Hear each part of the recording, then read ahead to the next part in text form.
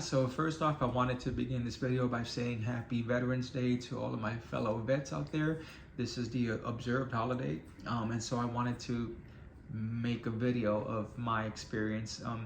It's going to be a gay vet's experience, of course, and I'm going to try. I really don't want to make this like a politically fueled video, just more about my journey, but I'm sure I'm going to touch on it. So let's just get into it. First, I have to start at the beginning, as always. And for me, in the beginning, growing up, I had no intentions of joining the military. That was like not even on my register. I was like this stereotypical gay kid where like there was a point where my parents tried to get me GI Joes, but they learned early on that like I wanted a Ken doll, but because I was also a nerd, my Ken doll and Barbie, like they just weren't going to be playing a house. I remember creating a business for them and they had jobs and stuff to do, and I was more interested like on their journeys to financial success. Yeah, I was a gay, nerdy kid. So again, none of that included the military. So how did I end up joining the military? It's a crazy story. But first off, I have to begin again, gay nerd, and I was also obese. So my parents had a nickname for me. They called me the calculator, which, side note, which was a terrible nickname because math was my worst subject. Another side note is that I'm kind of dating myself because they could have called me computer or smartphone, but of course, none of that existed back then, so at least not on a consumer level. So yeah, I was the calculator, and that was my thing, was just being smart. I wasn't good looking like the rest of my family, so that was my niche. And yeah, I mean, I went through periods, like I think I mentioned this before, I missed half a year of school and was still, when I got into school, I graduated and I got like monetary rewards and the option of skipping a grade if I wanted to. This was in grade school. Go over to a bilingual junior high school. In that school, I remember winning like a presidential award, and I was voted most likely to succeed. And then into high school, to where like my first year in high school, I just stacked my schedule. I mean, from even before sunrise to like as sun was setting, I was in school taking classes. They were all advanced placement. At one point I was going to NYU to take law classes while still in high school. So that was kind of like my trajectory, which was to go to college afterwards, But I think after that first year in high school, my 10th grade, I was burnt. Like, and I've mentioned this before, things started to change for me. I lost weight, I started to make friends, and I became more social. And it was too much. It got to the point to where it was just too much, and I was burned out. So now I remember they were having this like college fair in school, and so like the gym had all of these booths set up with different colleges, and so it was kind of this deal to where if you were interested, you would fill out the little form, and they would contact you. So we're doing that, and for some reason, I don't even know how this happened, but me and my friends, we ended up making this contest of like who could find the nicest pen. And so of course we're like on this hunt to find the nicest. I'm walking around and I see all the way in the corner of this fair, of the gymnasium, there was a Navy booth, and I could see the pen, like it seemed like it was like a fluorescent green thing on the pen. So I was like, whoa. So like I rush over there, grab the pen, fill out the form, of course, because you have to fill it out to get the pen. And so I got my pen, and it was the best pen. So that was that. Didn't think too much of it, right? Well, then later on, this one day where I get home from school, and my parents are like, oh my gosh, the recruiter called and he's coming over to see you and to talk to you. And I'm like, whoa, like I totally forgot about that, right? So the first thing I will say is like, I just remember like the look on my parents' face. They were so excited. Now, my dad, of course, he was over the roof. I'm pretty sure by this point he's thinking like, what child am I raising? Like, how is he going to turn out? And now I think the thought of me joining the military, that just totally excited him, which of course made me happy, because who doesn't want to make their parent happy, right? My stepmom, she also had her oldest son was in the Air Force, and so there was that level of like, you know, and I think I mentioned this before, me and my stepmom, we kind of had a super solid relationship. So I think on a level she was happy for me as well. And again, it was a pen contest. I wasn't putting much into it, but I thought, wow, they're really happy. So the least I could do is meet with the recruiter, right? So I meet with the recruiter, and at this point, again, military's not on my radar, so I'm not thinking too much of it. But then, of course, I know about the Gulf War, that was still kind of going on a little bit. And I don't know, there was a part of me that thought, okay, yes, I can make my parents happy, but then also it was a way for me, because the thought of me going to college at this point, I didn't think that I would. Like, I didn't know how. It was at the stage where I had to start applying for scholarships and all that stuff. And again, there was this other life that started to happen for me. And it was like, I knew I had to pick one or the other. And this was kind of my way, because it's like, oh, you can join the Navy instead. And then if you want to go to school, you have the GI Bill and they'll pay for it. So this was kind of like a way for me to go, okay, I can take a breather, still do what I need to do to become an adult, and if I want to go to college, they don't have that opportunity. So that was like, this is the perfect thing. Also thinking in the back of my head, like, I felt really, this was like a great chance for me to kind of appreciate being an American. You know, I think a lot of you Puerto Ricans out there can probably relate to this, but you're kind of seen as an outsider by a lot of people in this country. Even though Puerto Rico is part of the United States, so I'm born American, always American. But then this was my chance to even feel more American. I really did think this at the time, and I thought, what a great feeling. So I thought, maybe I'll just do this, you know. So I sign up. I'm in the delayed enlistment program for about a year, just a little under. And that year, while I was in, you know, I already signed up, but you have to wait until you graduate from high school and you're of age, right? I think I was 16 at the time. So that last year, all of this cool stuff started happening for me in New York. Like, I went to auditions for movies with friends, and I ended up actually being offered a role, but I couldn't take it because I already had a signed agreement with the military. I was an extra in some of the movies. Again, you know, like I was dating guys, like it was, everything totally changed. And so for me, when I joined the military, by that point, when I had to go to boot camp, I was just kind of like, this is the worst decision I've ever made in my life, because again, everything else was going great.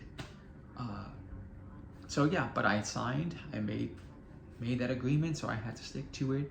So I joined the military, right? Go to boot camp. It is what it is, you know. And I think I mentioned this before. Because I hadn't put much thought into it. When I got to boot camp, there was this one part to where like you're filling out forms, and they pass off this form, and I remember looking at it, and it was something about if you're homosexual, blah blah blah. And I just like looked at this like, what? Like, it honestly didn't occur to me. Like, it really didn't. I didn't think of why my sexuality would have anything to do with me being in the military. Like, call me naive or whatever, but it never really occurred to me that would be an issue. So I'm reading this paper thinking, like, oh my gosh. And then it was kind of like, oh, wait, because Don't Ask, Don't Tell had passed. So it's like, oh, these are outdated, let's take them back. So they pulled them back, but still in my mind, I'm thinking, oh, wait, what's Don't Ask, Don't Tell? Because again, I had heard of that, but I really wasn't like a news person, so I didn't sink in, and I didn't realize that that would apply to me, you know? So, yeah, so that was kind of like my thing when I joined, and of course I have other videos. It was not a smooth thing for me. There was a lot of homophobia in the military, and I went through years of just not being able to be myself and just having what I say, like, I had one-sided relationships with folks because they never really got to see the real me. Only few people did. So of course that sucked, you know, but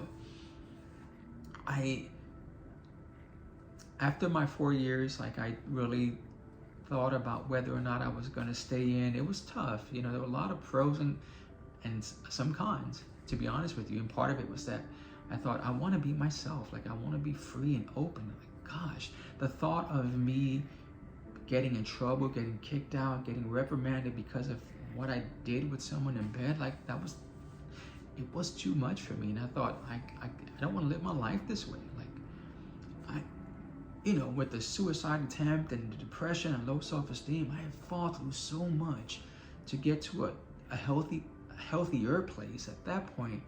And I thought, I don't want to go back, or I don't want anything to stop me from even progressing even further. So as hard as it was, I decided I have to get out. Since then, you know, of course, I've had several jobs where I'm a contractor, and so I'm working on military bases with military folks. And I will say, this new military is like super awesome. Like, I look at it and I think, man, if this was my military, I probably would have stayed in, because there's still some issues, don't get me wrong, when it comes to being gay in the military. Because one thing that I'll say that I've noticed throughout the years is that I have met several lesbians in the military who are completely out, and they were married, and they introduced her, you know, me and my wife, and it's all, honestly, I have never met a guy who speaks the same way. He talks about being out and his husband, which, if you think about it, the military is still majority men. So the odds of, there should be higher odds of me encountering a gay man in the military than a gay woman. Because I'm sure that I'm sure I've worked with gay men in the military, but there's still that thing where they don't feel comfortable enough to make that part of their everyday story. But it has improved. There is this level of acceptance. I think, had I been in today, I probably would have been one of those who would be more outspoken and be like, this is what's going on with me. Be my friend or not, which I don't think. I think some folks are men, I should say, in particular, but I'm sure women too. But it's still a struggle, even though you know that you can serve.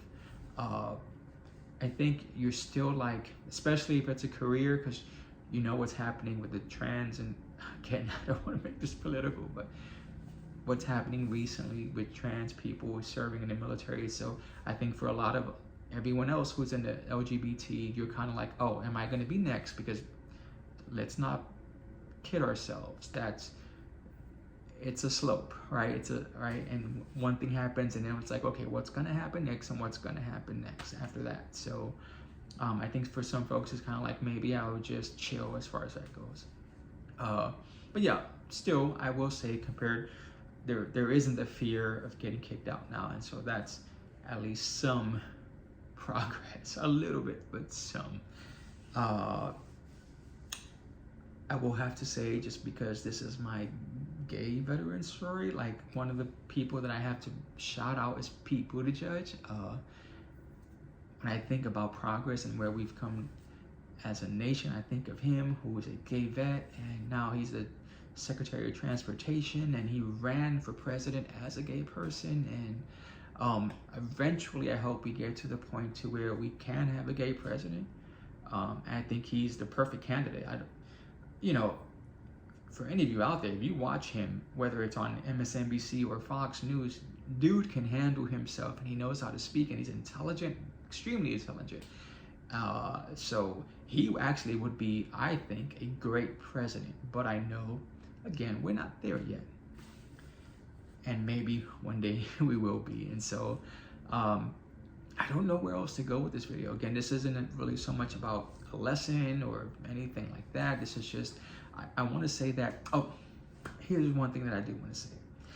Of course, there was a lot of negative stuff that happened while I was in the military, but now having been removed for a few years, I'm looking back, I can honestly say that I think for me, joining the military was a great thing. I'm so happy that I did. And there is like the big major topic reasons of why, but then even like small everyday little stuff, like this is gonna seem so random, but like growing up in New York, like I hated country music, right? Like I didn't understand it. I didn't think it was like, I thought it was just for old people and it really didn't exist anymore. And so when I got to my first squadron, and you know, I was in the line shack and they played country music all the time, and I just thought like, I was the type of person that like, if I was watching the award shows, whenever the country act came on, I would flip the channel for 5 minutes and then come back. You know, that's how much I did not like country music.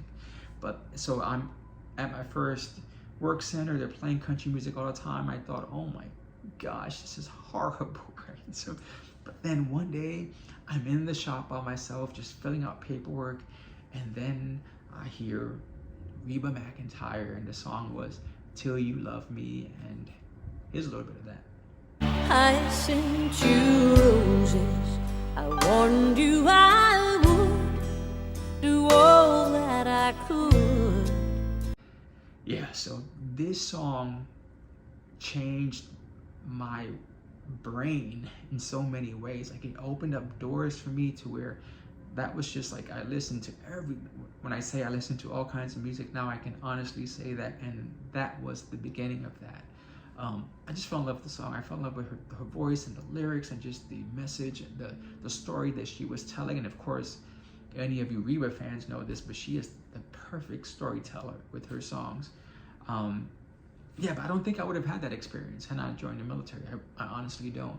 And I also think that growing up in a household with so much drug use, I keep thinking like joining the military to where you can't use drugs, I think that kind of guided me towards this life to where I think I lucked out, and I think that I've managed to build this amazing life for myself, drug-free and without the issues that come with that, especially, you know, in the gay community. Drug use can be an issue for many of us, right? And I think that I might have been ripe for the picking had I just gone into it straight, into that world.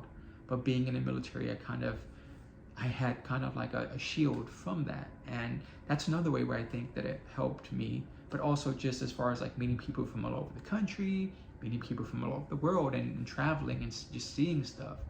I don't know, even growing up in the great city of New York, where you have tons of people from all over the place, I don't know if I would have experienced and had a worldly view that I do had it not been for the military. And again, my career now is based off of me being in the military. So in so many ways, even though I ended up not going to college, I still learned.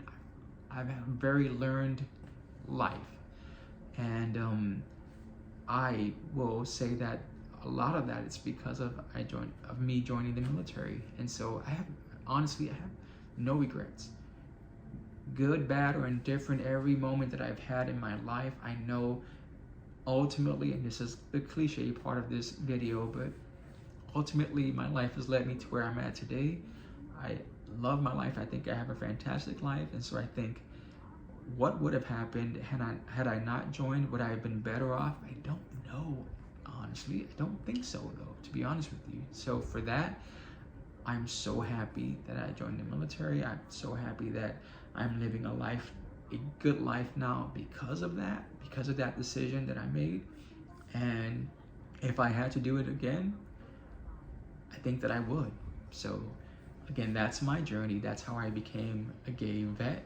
And I just wanted to share that with you, and again to say happy Veterans Day to all of my fellow vets out there. And I hope you like and subscribe, but more importantly, comment if you are a vet, if you love a vet, a gay vet, if you